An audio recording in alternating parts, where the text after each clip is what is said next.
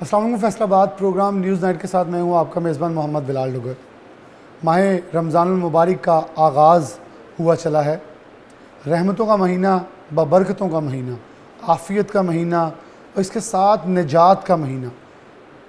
اللہ تعالیٰ نے اس مہینے کو خاص طور پر اپنا اور اپنے بندوں کے لیے رحمت کا باعث مہینہ قرار دیا ہے۔ اس سے پہلے جو مہینہ اختتام ہوتا ہے وہ نبی آخر الزمان صلی اللہ علیہ وآلہ وسلم کا مہینہ ہے، اللہ کے محبوب کا مہینہ ہے۔ اللہ نے رحمتیں، برکتیں اتنی زیادہ ہمارے لیے کر دی کہ ہم سمیٹنے والے شاید تھک جائیں، لیکن اس کی رحمتیں ایسی ہیں کہ جو نہ ختم ہونے والی ہیں۔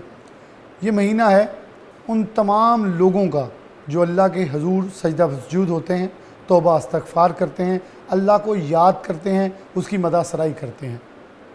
روزہ رکھا جاتا ہے اور روزے دار جو ہیں وہ سارا دن قیام کرتے ہیں، بھوک کاٹتے ہیں، کس کے لیے؟ اپنے رب کی خوشنودی کے لیے۔ اور پھر ان کو رات کو ایک انعام ملتا ہے افطاری کی شکل میں، اس کے اندر بے پناہ رحمتیں ہیں۔ پھر اس کے بعد اگر چلیں تو اس پورے مہینے کے اختتام پر ایک خوبصورت عید کا تحفہ ملتا ہے، تاکہ وہ بولتے ہیں نا کہ مزدور کا پسینہ خشک ہونے سے پہلے اس کی اجرت اس کو دے دیں، تو اللہ بھی ویسے ہی ہمیں خوشیوں کا ایک خوبصورت تہوار نصیب کرتا ہے۔ میرے خیال میں اس مہینے میں توبہ استغفار، معافی تلافی، گناہوں سے استغفار، ہر چیز سے نجات ہماری ہو سکتی ہے۔ اور پھر اس مہینے کے اندر غریبوں کے لیے زکوٰۃ رکھ دی گئی، ان کے حقوق رکھ دیے گئے، تاکہ وہ بھی اس اس رمضان المبارک کی برکات، فیوز و برکات کو جو ہیں وہ انجوائے کر سکیں، لوٹ سکیں، منا سکیں۔ جو بھی لفظ آپ رکھیں وہ جائز ہوگا۔ تو ہم نے آج اس پروگرام کو جب رکھا تو ہر رمضان المبارک کے اندر ہر جمعے کو ہمارا کرٹیکل انالیسس کے پروگرام ہوتے ہیں نیوز نائٹ، لیکن رمضان المبارک کا تقدس ہمارے اوپر بھی یہ چیزیں فرض کرتا ہے کہ ہم ان ایام کے اندر خوبصورت پیغامات جو ہیں عوام تک پہنچائیں۔ تو فیصل آباد کے اندر جب بھی ہم بات کرتے ہیں دین کی، تو فیصل آباد میں ہمیشہ وہ رمضان ہو، وہ محرم الحرام ہو، وہ عید میلاد النبی صلی اللہ علیہ وآلہ وسلم ہو، وہ کوئی بھی تہوار ہو، کسی صحابہ کے منسوب دن ہو، ہم ایک گلدستہ سجاتے ہیں۔ اس گلدستے کا مقصد کیا ہے؟ پورے پاکستان کو، پوری دنیا کو میسیج دینا کہ پاکستان کے اندر کسی طور پہ بھی کوئی بھی فرقہ وارانہ لڑائی یا تلخ رویے پائے نہیں جاتے، بلکہ فیصل آباد کی یہ علماء ایک حسن اور ایک خوبصورتی کا پیغام دیتے ہیں۔ آج جو گلدستہ ہمارے ساتھ موجود ہے ان کا تعارف آپ کے ساتھ سب سے پہلے کروا دوں۔ سب سے پہلے مفتی محمد مظفر اقبال صاحب موجود ہیں، مدیر ہے جامعہ عثمانیہ کے۔ ان کے ساتھ پیر محمد صدیق الرحمن خالقی موجود ہیں، جامعہ قادریہ سلطانیہ سے ان کا تعلق ہے۔ علامہ محمد تنویر راٹھور موجود ہیں ان کے ساتھ، جامعہ نوریہ رضویہ للبنات کے جو ہیں وہ محتمم ہیں۔ تو ایک خوبصورت گلدستہ ہے۔ اب لوگ کہتے ہیں کہ علماء کرام جو ہیں مختلف مکاتب فکر کے اکٹھے نہیں بیٹھتے۔ میری خوش قسمتی ہے یا شہر کی خوش قسمتی ہے کہ جب بھی پروگرام کرتا ہوں تو شہر فیصل آباد پورے پاکستان کو پیغام دینے کے لیے ایک خوبصورت گلدستہ ہمیں نصیب ہوتا ہے، اور ہم خود مل بیٹھتے ہیں، محبت کی، امن کی اور صرف دین اسلام کی فروغ کی بات ہوتی ہے۔ پروگرام کو باقاعدہ آغاز کرتے ہیں۔ سب سے پہلے مفتی محمد مظفر اقبال صاحب کی طرف بڑھوں گا۔ مفتی صاحب بہت شکریہ آپ کے وقت دینے کے لیے۔ کیسے دیکھتے ہیں رمضان کو، کیسے بیان کریں گے؟ مہینہ، رحمتیں، اللہ کی بے پناہ اگر دیکھیں تو نوازشیں ہمارے اوپر ہیں، در کھل گئے معافی کے، در کھل گئے رحمتوں کے۔ شیطان کو سائیڈ پہ کر دیا گیا کہ میرے بندے کو اب تنگ نہیں کرنا، اسے صرف خدمت میری اور میرے لیے جھکنے کا موقع دے دیا۔ کیسے اسے اس خوبصورت مہینے کو بیان کرتے ہیں؟ بسم اللہ الرحمن الرحیم۔ قال اللہ تعالی یا ایہا الذین آمنوا کتب علیکم الصیام کما کتب علی الذین من قبلکم لعلکم تتقون۔ صدق اللہ العظیم۔ سب سے پہلے تو اللہ تعالیٰ نے قرآن پاک میں ارشاد فرمایا کہ اے ایمان والو، تم پر روزے فرض کر دیے گئے جیسا کہ تم سے پہلے لوگوں پر فرض کیے گئے تھے، لعلکم تتقون، تاکہ تم تقوی اختیار کرو۔ یعنی روزے کا سب سے بڑا فائدہ یہ ہوتا ہے کہ انسان کے اندر تقوی پیدا ہوتا ہے۔ تقوی کہتے ہیں ہر چھوٹی سے چھوٹی نیکی کرنا اور ہر چھوٹے سے چھوٹے گناہ سے بچنا، اس کا نام تقوی ہے۔ روزہ ایک ذریعہ ہے انسان کو نیکی کی طرف لے جانے کا اور گناہوں سے بچنے کا ایک ذریعہ ہے۔ اور اسی طرح رمضان المبارک کا پہلا عشرہ رحمت ہے، دوسرا عشرہ مغفرت ہے اور تیسرا عشرہ جہنم سے آزادی کا ہے۔ جب لاکھوں کروڑوں لوگ اللہ کی بندگی کرتے ہیں، مساجد میں حاضر ہو کر سجدہ ریز ہوتے ہیں، روزے کی حالت میں اللہ سے مانگتے ہیں، تو ظاہر بات ہے کروڑوں کی دعائیں جب اوپر جاتی ہیں تو اس کے نتیجے میں اللہ کی رحمتیں بے انتہا دنیا والوں پر نازل ہوتی ہیں۔ بے شک۔ پھر اسی طرح لوگ اللہ سے معافی مانگتے ہیں، اللہ کی طرف سے بخشش کا فیصلہ بھی کر دیا جاتا ہے۔ اور یہ خود ایسا مہینہ ہے رمضان المبارک کہ اس میں اللہ تعالیٰ کی طرف سے بے پناہ عنایات ہوتی ہیں۔ مثال کے طور پر نبی پاک صلی اللہ علیہ وآلہ وسلم نے ارشاد فرمایا کہ جب پہلا روزہ کوئی مسلمان رکھتا ہے تو پہلے روزہ رکھنے پر اللہ اس کے سارے گناہوں کو معاف فرما دیتے ہیں۔ سبحان اللہ۔ اور دوسرا اسی حدیث میں فرمایا کہ جب کوئی رمضان کی کسی رات میں کوئی ایک سجدہ کرتا ہے، رمضان قیام کرتا ہے، کسی عبادت ایک کرتا ہے، رات میں کوئی ایک قیام کی صورت میں سجدہ کرتا ہے، نماز کی صورت میں سجدہ کرتا ہے، تو ایک سجدے پر اللہ اسے 2500 نیکیاں عطا فرماتے ہیں۔ یہ رمضان کی برکت ہے۔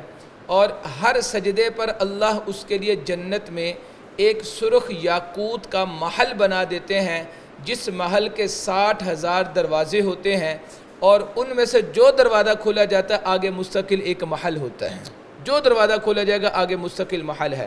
اور یہ وہ رمضان کا مہینہ ہے، نبی پاک صلی اللہ علیہ وآلہ وسلم نے ارشاد فرمایا کہ روزہ دار پر 5 خصوصی انعامات کیے جاتے ہیں۔ ان میں سے پہلا انعام تو یہ کیا جاتا ہے کہ روزہ دار کے منہ کی بو اللہ کو جنت کی خوشبو سے بھی زیادہ پسند ہے۔ بے شک۔ یہ بو جو ہوتی ہے یہ وہ نہیں ہے جو دانت صاف نہ ہونے کی وجہ سے پیدا ہو، یہ وہ بو نہیں ہے، خشکی بلکہ اور یہ وہ بو ہے جو معدے کے خالی رہنے کی وجہ سے معدے سے اٹھتی ہے۔ تو چونکہ یہ معدہ خالی مسلمان اللہ کے لیے رکھتا ہے روزے کی حالت میں، تو اس وجہ سے جو بو پیدا ہوتی ہے وہ اللہ کو مشک کی خوشبو سے بھی زیادہ پسند ہے۔ اور دوسرا کہ سمندر کی مچھلیاں بھی روزہ دار کے لیے دعائیں مغفرت کرتی ہیں، اور گویا کہ ہر اللہ کی مخلوق اس روزہ دار کے لیے مغفرت کی دعا کر رہی ہوتی ہے۔ تیسرا انعام یہ دیا جاتا ہے کہ شیاطین کو قید کر دیا جاتا ہے، اور چوتھا انعام یہ دیا جاتا ہے روزہ دار کو کہ روز روزہ دار کے لیے جنت کو سجایا جاتا ہے، روز روزہ دار کے لیے جنت کو خوبصورت سے خوبصورت اس کی جنت بنائی جاتی ہے۔ اور پانچواں انعام اور آخری انعام یہ دیا جاتا ہے کہ جب رمضان کی آخری رات ہوتی ہے تو اللہ روزہ داروں کی مغفرت فرما دیتے ہیں۔ تو صحابہ کرام بیٹھے تھے، یا رسول اللہ کیا وہ رات جس رات میں مغفرت ہوتی ہے وہ شب قدر کی رات ہوتی ہے؟ حضور نے فرمایا نہیں، شب قدر نہیں ہوتی، بلکہ ضابطہ یہ ہے کہ مزدور کا کام ختم ہونے کے بعد اس کو مزدوری دے دی جاتی ہے۔ تو گویا اللہ کی طرف سے یہ ہمیں مزدوری دے دی جاتی ہے۔ اللہ فرماتا ہے تم نے میرا کام روزہ رکھ کر دیا، اب میں تمہاری مغفرت کا فیصلہ کرتا ہوں۔ بہت شکریہ۔ میں آگے پیر صاحب کی طرف بڑھوں گا۔ صدیق الرحمان خالقی صاحب ہمارے ساتھ موجود ہیں۔ اللہ نے خاص طور پر اس مہینے کو اپنا مہینہ کہا۔ اس سے پہلے نبی آخر زمان صلی اللہ علیہ وسلم کا مہینہ اختتام ہوتا ہے اور ساتھ ہی اس مہینے کا آغاز ہو جاتا ہے۔ نبی اور خدا کی محبت ایسی ہے کہ اپنے بندوں کے لیے در کھول دیے ہیں۔ مودی صاحب نے 5 روشنی ڈالی نکات کے اوپر۔ اتنی بڑے انعامات ہیں کہ ایک جو نقطہ ہے وہی نہ ان گنت نہ ختم ہونے والا ہے، دوسرے دروازے تک تو شاید نیکی تک ہم جا ہی نہ سکیں، اتنی زیادہ چیزیں ہیں۔ کیسے بیان کریں گے اس کو؟ بسم اللہ الرحمن الرحیم۔ قال اللہ تبارک و تعالی فی الکلام المجید والفرقان الحمید، شہر رمضان الذی انزل فیہ القرآن، صدق اللہ العلی العظیم۔ رمضان المبارک کے کیا کہنے، اس کی آمد جو ہے اس کے حوالے سے کریم آقا صلی اللہ علیہ وسلم کی مبارک زندگی کا اگر مطالعہ کیا جائے تو جیسے آپ نے فرمایا، مفتی صاحب نے بیان کیا، فضائل بے شمار ہیں، اور ان کی کیلکولیشن جو ہے نا، میں تو کبھی حساب کرنے بیٹھتا ہوں تو محسوس کرتا ہوں کیلکولیٹرز جو ہیں ان کی فگرز جواب دے جاتی ہیں، ان کا حساب جواب دے جاتا ہے۔ اللہ تعالیٰ کے انعامات اتنے بے شمار ہیں، تو ان کی یہ برکات جو ہیں یہ ہیں کس سبب سے؟ جب ہم ان مہینوں کا مطالعہ کرتے ہیں جن کے بارے میں قرآن مجید میں بھی کریم آقا صلی اللہ علیہ وسلم نے فرمایا حرمت والے مہینے ہیں، ان کی ترتیب جو ہے اس کو دیکھیں تو رحمان، شعبان، رمضان، اور اس کے ساتھ ملائیں جیسے میں نے آیہ کریمہ پڑھی، جیسے مفتی صاحب نے آغاز کیا تھا فرضیت روزہ کی، اسی کا اگلا حصہ ہے شہر رمضان الذی انزل فیہ القرآن۔ تو یہ ماشاءاللہ مقدس کلمات جو ہیں رحمان، رمضان، قرآن اور ساتھ ساتھ ہم اگر ملا لیں ایمان، اور ایمان کس کے پاس ہے؟ مسلمان۔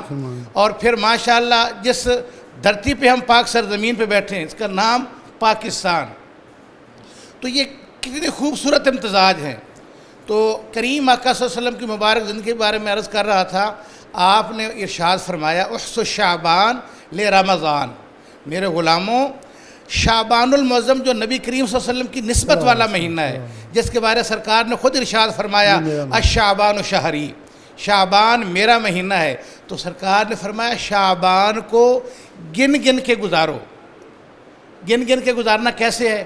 ایسے ہی ہے کوئی پوچھے بھئی شعبان کی آج کیا تاریخ ہے، آج شعبان المعظم کتنا گزر گیا، کتنا رہتا ہے۔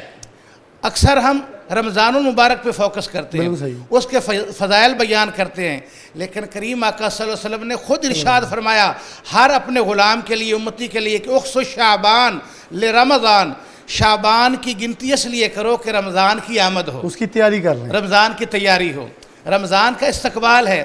اور کریم آقا صلی اللہ علیہ وسلم نے کوئی فرمان اپنی مبارک زندگی میں ایسا جاری نہیں کیا جس پہ آپ نے عمل نہیں کر کے دکھایا، آپ اس کے عمل ہوئے۔ آپ کی طرف واپس آؤں گا، علامہ محمد تنویر راٹھور صاحب کی طرف بڑھوں گا۔ علامہ صاحب بہت شکریہ آپ کے وقت دینے کا، آپ بھی ہمارے ساتھ شامل ہوئے ہیں۔ میرے خیال میں پیر صاحب جب بیان کر رہے تھے بڑا خوبصورت امتزاج انہوں نے بتایا، تو اس میں یہ دیکھیں نبی پاک صلی اللہ علیہ وسلم کو اللہ نے پھر یہاں اپنے سے پہلے رکھا اور ایسے خوبصورت انداز میں رکھا کہ اپنے بندوں کو محبت اور یگانگت میں تیار کر لیا اپنے مہینے کی طرف، اور اپنے مہینے کی فیض و برکات دینے کے لیے پہلے سے انس محبت پیار پیدا کر دیا۔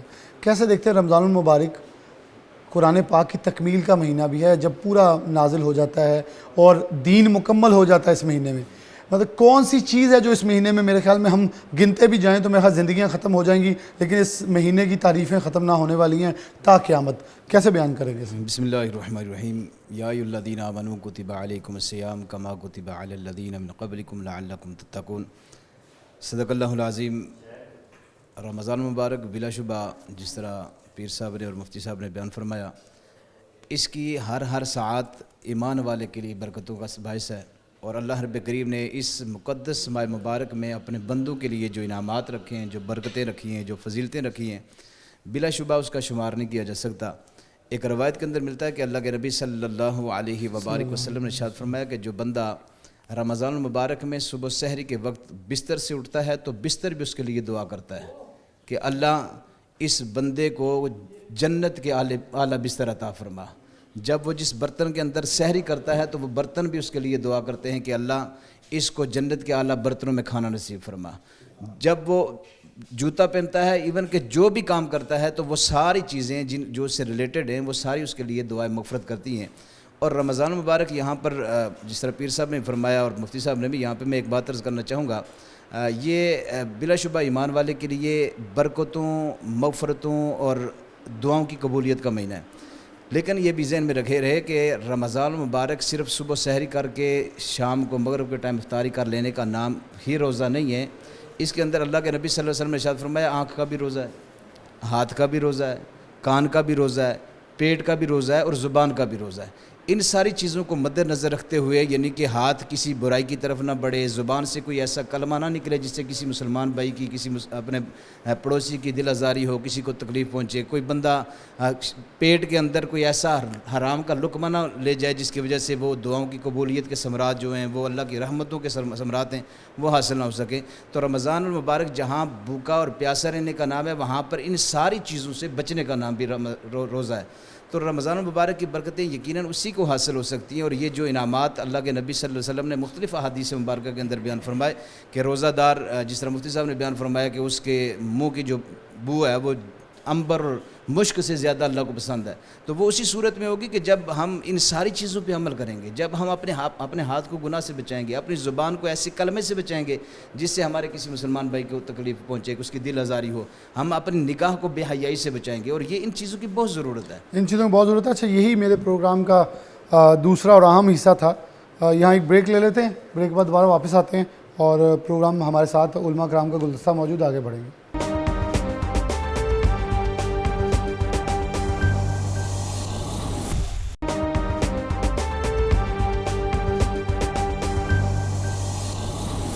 ویلکم بیک ناظرین، دوبارہ سے پروگرام کے اندر خوش آمدید کہتے ہیں. رحمتیں برکتیں سمیٹیں اور اپنے عزیزوں و اقارب کا خیال رکھیں. ہمارا پہلا حصہ تھا رمضان کے فیوز و برکات اور رمضان کی اہمیت.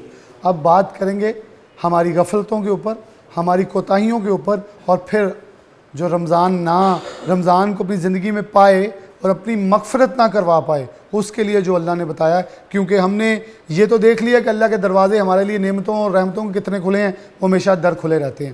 لیکن ہم اس کے برعکس کیا کر رہے ہیں، وہ ذرا علماء کرام سے پوچھ رہے ہیں. مفتی محمد مظفر صاحب، کچھ لوگ جو علامہ تنویر راٹھور صاحب بات کر رہے تھے، روزہ رکھ کے سو جاتے ہیں. میں ان کے خلاف نہیں ہوں، لیکن میرا ایک سوال ضرور بنتا ہے. ہم ظہر ٹائم اٹھیں گے، ظہر پڑھ لیں گے عصر ٹائم، اور وہ اس روزے کو اپنے لیے نہیں تو دوسروں کے لیے باعث احسان سمجھتے ہیں. اور دوسری طرف ایک وہ شخص ہے جو روزہ رکھ کے مزدوری کرتا ہے، محنت مزدوری کرتا ہے، اور اگر وہ روزہ دیکھیں اور دوسرا روزہ دیکھیں تو ہمیں تلقین کیا ہے. اور پھر جو روزے کو رمضان المبارک کو اپنی زندگی کے اندر پاتا ہے، اس میں بھی کوتاہیاں کرتی ہے. آج سے 10 سال پہلے چل گئے، پردے لگے ہوتے تھے. لوگ، ایک ہوٹل ہوتا تھا شہر میں، لوگوں کو پتہ ہوتا تھا کہ جس نے روزہ نہیں رکھا وہاں چھپ کے کوئی بیماری ہے. آج سڑکوں پہ عام ہو گیا ہے. رمضان المبارک کا تقدس صرف محض نام کا رہ گیا. کیا کہیں گے اس پہ؟ بسم اللہ الرحمن الرحیم.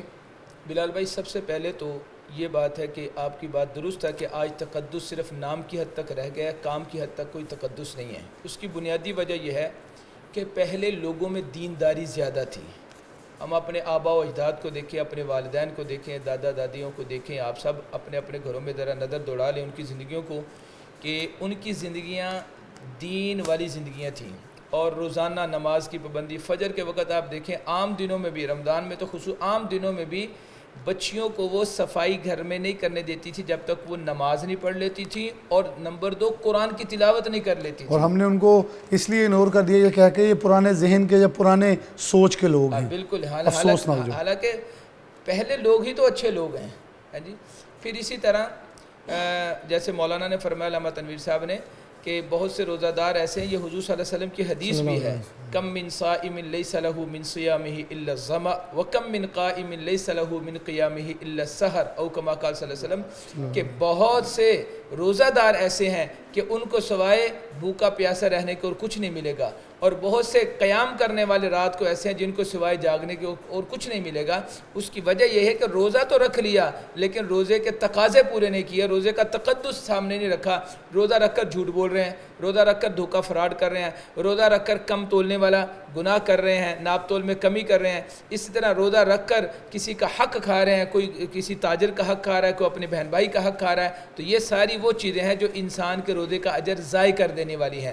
اور اسی طرح تراویح اگر پڑھ رہا ہے یا رات کو قیام کر رہا ہے اور نیت یہ ہے کہ لوگ مجھے دیکھیں اور لوگ کہیں کہ یہ جناب وہ بڑا نمازی ہے، تو نیت جب بدل گئی، اللہ کے لیے نہیں پڑھا، تو اس کو سوائے جاگنے کے اور کچھ نہیں ملے گا. اللہ کے یہاں قیامت کے دن جائے گا کہے گا یا اللہ میں نے فلانی رمضان کی رات تھی، میں نے اتنے نفل پڑھے، اتنی تراویحیں پڑھی تھی، تو یہ اجر نہیں لکھا ہوا. اللہ فرمائیں گے تو نے میرے لیے پڑھی نہیں تھی، جن کے لیے پڑھی تھی نیت تیری یہ تھی کہ لوگ مجھے دیکھ کر نمازی کہہ دیں اور نیک کہہ دیں. لوگوں نے تجھے نمازی بھی کہہ دیا، نیک بھی کہہ دیا، اب تیرے لیے میرے پاس کوئی اجر نہیں ہے. اس لیے ہم سب کو چاہیے کہ رمضان المبارک کے تقدس کا خیال کریں. بازاروں کے اندر جو ہوٹل ہیں، چائے کے ہوٹل ہیں، مارکیٹوں کے اندر جو کھانے کے ہوٹل ہیں، ان کو بھی چاہیے کہ رمضان المبارک کے تقدس کا خیال کریں. کم از کم رمضان المبارک میں کوئی ایسی ترتیب بنا لیں کہ اگر کوئی غیر روزہ دار بھی کوئی کھانا پینا چاہتا ہے، کوئی اگر کسی نے نہیں روزہ رکھا، اول تو سب کو رکھنا چاہیے. اگر کوئی بیمار ہے یا کسی کا کوئی شرعی عذر ہے، اس نے نہیں رکھا، تو اس کی اگر ضرورت ہے تو اس کو 4 دیواری کے اندر کوئی ایسا کر لیا جائے، ورنہ تو بہتر ہے کہ اس کو ویسے ہی ختم کیا جائے. اور وہ خود بھی رمضان کے اندر اپنے آپ کو مصروف کریں ہوٹلوں والے، تاکہ رمضان کی رحمتیں لوٹیں. یہ تو سب سے بیسٹ ہے. افطاری کے وقت وہ کھول لیں.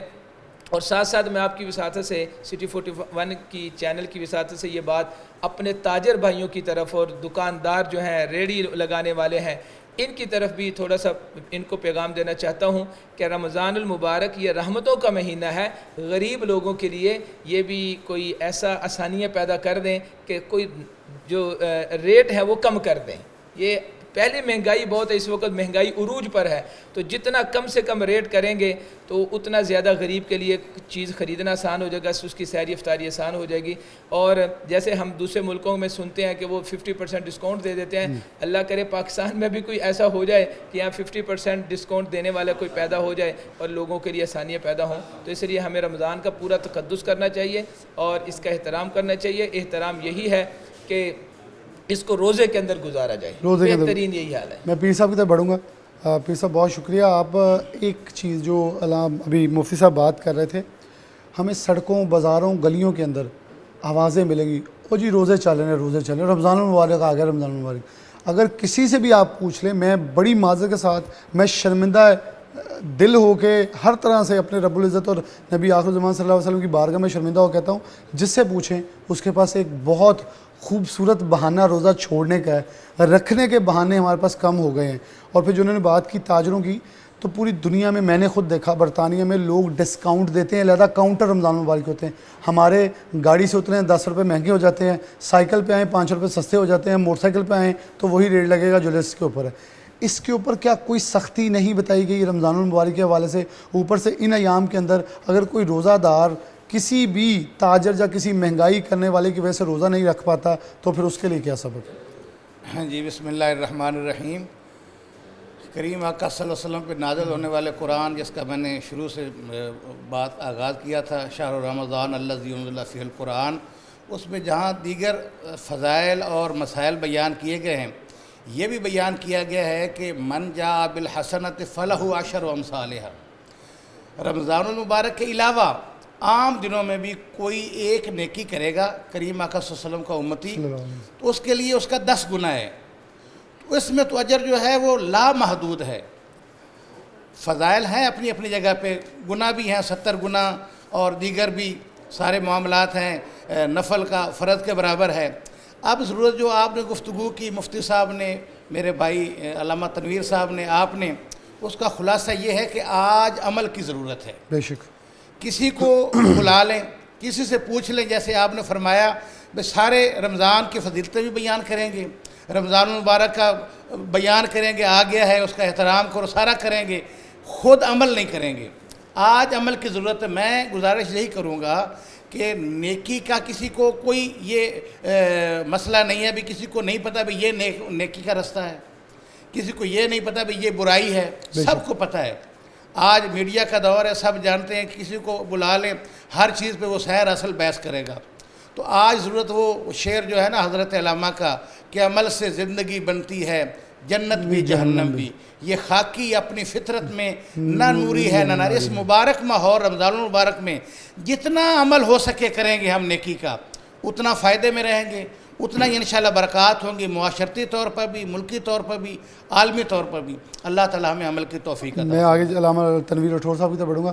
علامہ صاحب، مفتی صاحب ایک بات کر رہے تھے، میں نے بھی، میرے سوال ذہن میں تھا، میں نے پوچھنا تھا، آج کل یہ ہو رہا ہے کہ راتوں کو قیام، جو انہوں نے احادیث سنائی کہ قیام ہوتا ہے تراویح تک، اس کے بعد راتیں جاگ رہی ہیں دنیا، کوئی کچھ، میں نام نہیں لوں گا، چلے میں پھر بھی دنیا داری کے اندر ان کی عزت کر لیتا ہوں، کوئی گیمیں کھیل رہا ہے، کوئی اور مصروفیات میں لگا ہوا ہے، کوئی دوستوں ساتھ بیٹھ گیا ہے۔ کیا رات کو تراویح کے بعد قیام یعنی کہ سونا جائز ہے، یا اس لیے نہ سونا جائز ہے کہ میں آنکھ ذرا روزہ بھی رکھ لوں گا اور پھر ظہر تک سویا رہوں گا یا عصر تک سویا رہوں گا اور روزہ بھی اچھا گزر جائے گا؟ اس کے اوپر ضرور روشنی ڈالنا بہت ضروری ہے۔ بلال بھائی، میں آپ کے سوال سے پہلے کچھ چیزیں میں جی ضرور کرنا چاہوں گا، وہ بھی آپ کے سابقہ بالکل سوالوں سے ریلیٹڈ ہیں، کہ جس طرح کہ اکثر کہا جاتا ہے جی میں روزے سے ہوں، اور ایک عام شور کیا جاتا ہے جی دیکھو جی میں نے روزہ رکھا ہے، مجھے روزہ لگ گیا۔ دیکھیں اللہ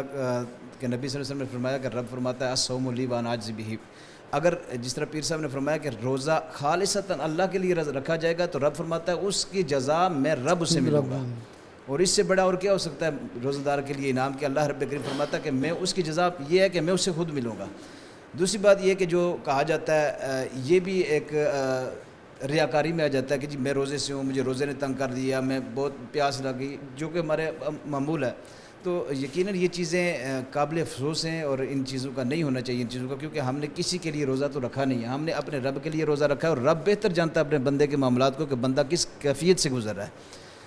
دوسری بات یہ ہے کہ رمضان المبارک میں جہاں پر روزہ رکھ کے آپ نے جو سوال کیا کہ سونے کے بارے میں، کیونکہ اگر تو رات ساری آپ جاگتے اور اللہ کے لیے جاگتے ہیں تو پھر وہ حکم جو میں نے پہلے عرض کیا کہ جب اٹھے گا تو اس کے لیے وہ بستر بھی دعا کرے گا، اس کے لیے برتن بھی دعا کریں گے، اس کے لیے وہ پانی جس سے وضو کر رہا ہے وہ بھی دعا کرے گا۔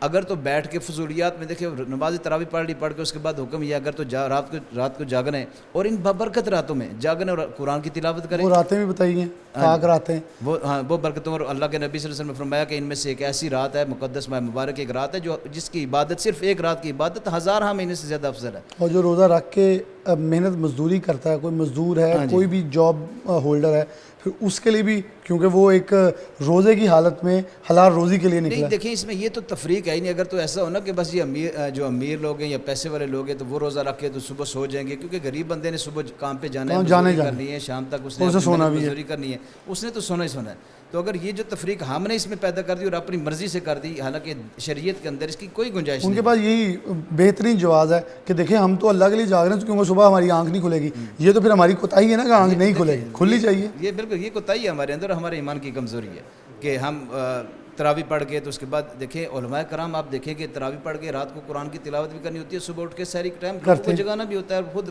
سارے معاملات بھی کرنے ہوتے ہیں۔ تو یہ ایک بلا جواز یہ اپنا وہ جواز پیش کرتے ہیں، اس کی کوئی حقیقت نہیں ہے اور نہ اس کی کوئی ایسی چیز سمجھ میں آتی ہے کہ اگر رات کو نہ سوئے تو صبح اٹھنے نیت بھی ہے۔ اور کیا خوبصورت ہے ہمارا دین، اللہ کے نبی صلی اللہ علیہ وسلم نے ارشاد فرمایا بندہ نیت کر کے رات کو جب سوئے نا کہ میں صبح سحری کے وقت اٹھ کے روزہ رکھوں گا تو میرا اللہ ساری رات سونے کا بھی اسے اجر عطا فرماتا ہے۔ میں علامہ صاحب آپ کی بات یہیں سے لوں گا، ایک بریک لے لیں، بریک کے بعد دوبارہ حاضر ہوتے ہیں۔ علامہ تنویر راٹھور صاحب سے شروع کر لیں گے، آخری حصہ ہے، پیغامات بھی ان سے لیں گے اور پھر پروگرام سے اختتام چاہیے، لیکن یہاں بریک، دوبارہ حاضر ہوتے ہیں۔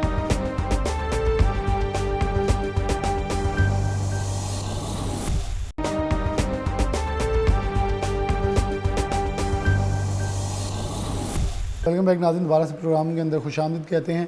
ہمارے ساتھ گلدستہ علماء کرام کا موجود ہے۔ علامہ تنویر راٹھور صاحب سے شروع کر لوں گا، ایک بات یہ کر رہے تھے، میں وہیں سے سوال کا آغاز کروں گا کیونکہ وہ میرے ذہن میں بھی تھی گردش، تو میں چاہ رہا تھا اس کے اوپر ذرا تھوڑی کلیئر سے لوں۔ اب روزے کی حالت میں جو آپ نے کہا کہ روزہ رکھا ہے اللہ کے لیے خالصتاً، کچھ لوگ اپنے گھروں میں یہ حرکت کرتے ہیں یا باہر کرتے ہیں، یار مجھے نہ تنگ کرو میں اس وقت روزے میں ہوں، اور ایک جملہ یہ میں آپ کو سچی بتاؤں، یہ میری ذات کا بھی اختلاف ان لوگوں سے، جب مجھے کوئی آ کے یہ کہنا روزہ لگ گیا، میں کہا یار لگ کے آ گیا، مجھے یہ سمجھ نہیں آتی کون سی گاڑی ہے یا کچھ چیزیں کسی کے ساتھ لگی، یہ روزہ ہے کس کے لیے رکھا ہے، اس کی طرف دیکھو نا، اب رکھا اللہ کے لیے، بتاتی دنیا کو پھر رہے مجھے روزہ لگ گیا، میری تو جان نکل رہی، یعنی کہ ایک تو آپ نے رکھ لیا ہے۔ کیا اس کے اوپر دین اسلام نے بتایا ہے، ہمارے نبی پاک صلی اللہ علیہ وسلم کی زندگی سے ہمیں کوئی سبق چیز ہے جو لوگوں کو بتا سکیں کہ یہ جو ہم جملے بولتے ہیں یہ ہمارے کہیں نہ کہیں اس عمل کو نقصان پہنچا سکتے ہیں؟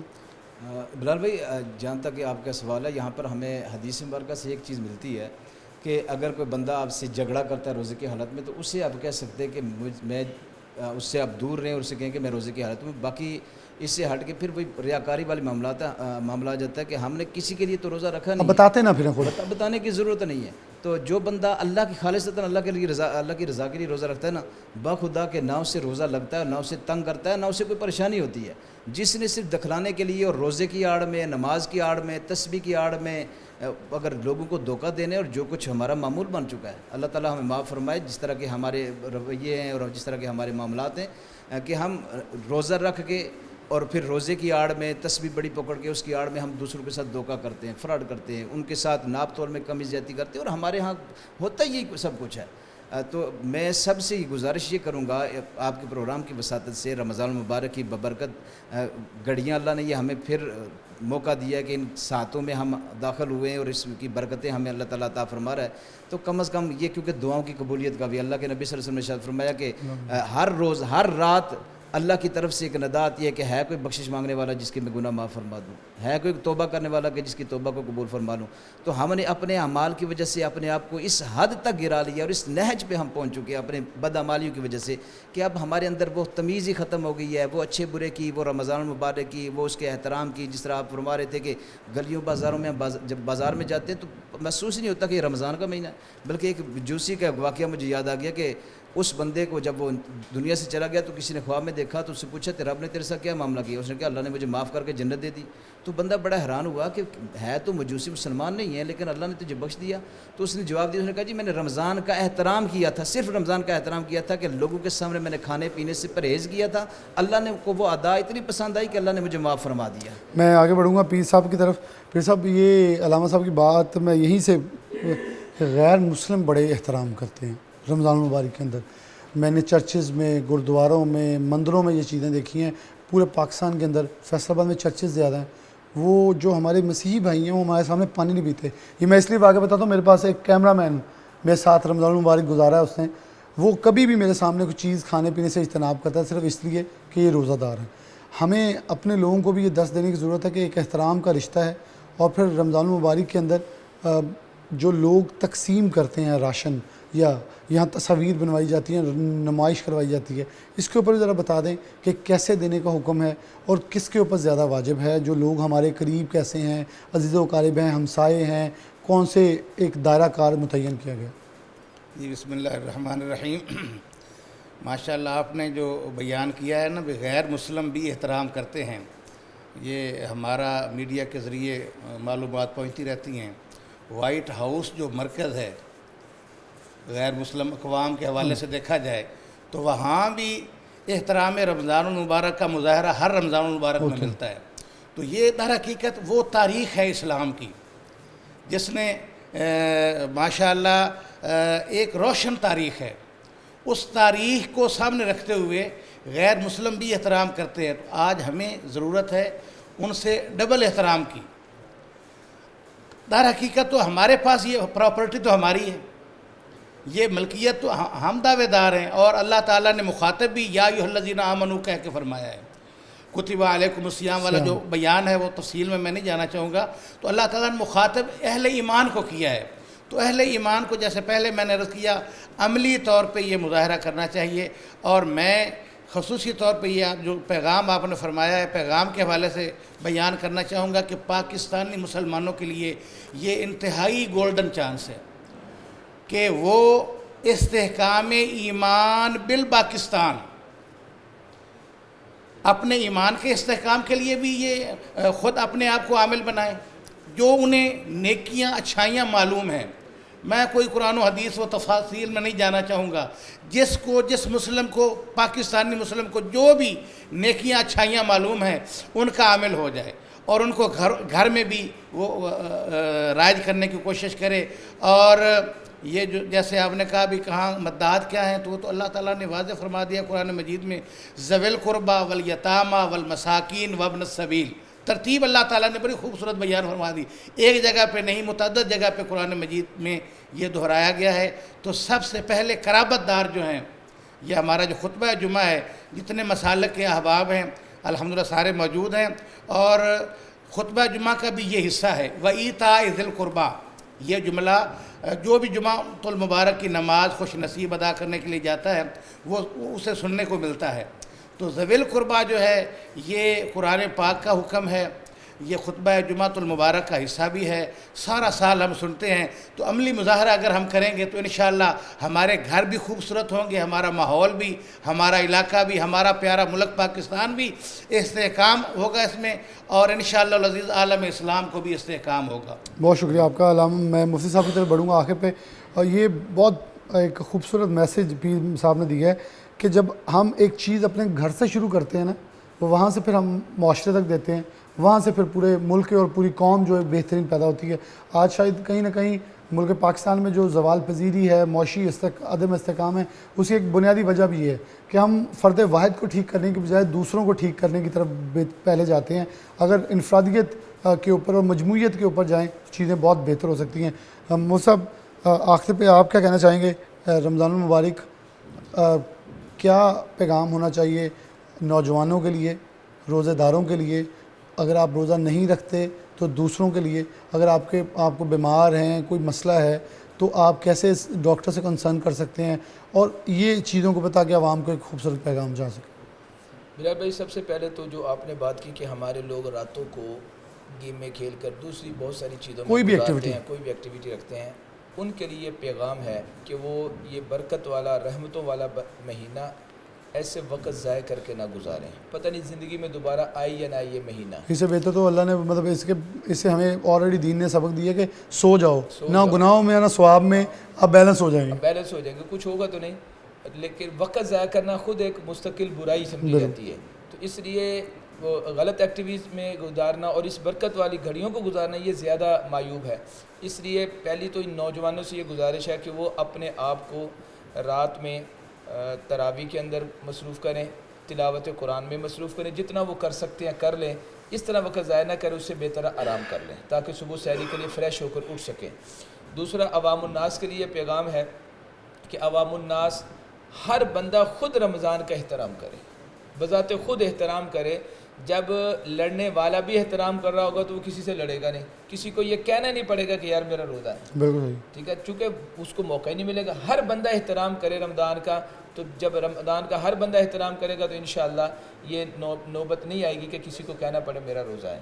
اور تیسرا جو ہے وہ یہی ہے کہ روزے کو صحیح اللہ کی رضا کے لیے گزارا جائے اور اللہ کے لیے ہی اس کو رکھا جائے، کسی اور کو، چونکہ اللہ کے نبی صلی اللہ علیہ وسلم کی حدیث بھی، اور یہ حدیث قدسی ہے، اللہ خود فرما رہے الصوم لی وانا اجزی بہ، روزہ میرے لیے ہے اور میں خود ہی اس کا بدلہ دوں گا۔ جیسے آپ نے پہلے یہ سوال کیا علامہ صاحب سے کیا کہ بعض لوگ ایسے ہیں کہ جو جیسے امیر لوگ ہیں وہ اٹھ کے جاتے ہیں 9-10 بجے دفتر میں بیٹھ جاتے ہیں، وہاں اے سی دیگر سہولیات ہوتی ہیں، وہ کچھ بھی نہیں کرتے، ایک ذہنی مصروفیت ہوتی ہے بس۔ اور ایک آدمی ورکر ہے، اسی بندے کے پاس ہے، وہ کام کر رہا ہے، اس کا بھی روزہ ہے۔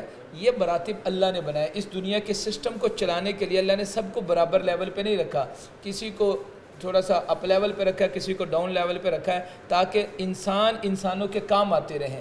باقی روزہ چونکہ اللہ کے لیے رکھا ہے، جو دفتر میں بیٹھا ہے اس نے بھی اللہ کے لیے رکھا ہے، جو محنت مزدوری کر رہا ہے اس کے لیے بھی اللہ کے لیے رکھا ہے۔ اگر اللہ کے لیے رکھا ہے اللہ اجر دونوں کو دیں گے، لیکن جو جتنی زیادہ مشقت اٹھائے گا روزے کی حالت میں اللہ اتنا ہی زیادہ اس کو اجر عطا کریں گے۔ اتنا اجر ادا کریں۔ بہت شکریہ آپ کا، بڑی پیار محبت کے ساتھ بڑے خوبصورت پیغامات ہمیں جو ہیں وہ علماء کرام نے ہمیں دیے، تینوں علماء کرام کا بہت شکریہ۔ اور سب سے زیادہ کلیہ دارالقرآن الاحادیث جو ہیں سب سے زیادہ ان کا شکریہ کہ انہوں نے ہمیں یہ جگہ مہیا کی کہ یہ بیسیکلی ایک بہت بڑی درسگاہ ہے دین کی اور دین کے فروغ کی۔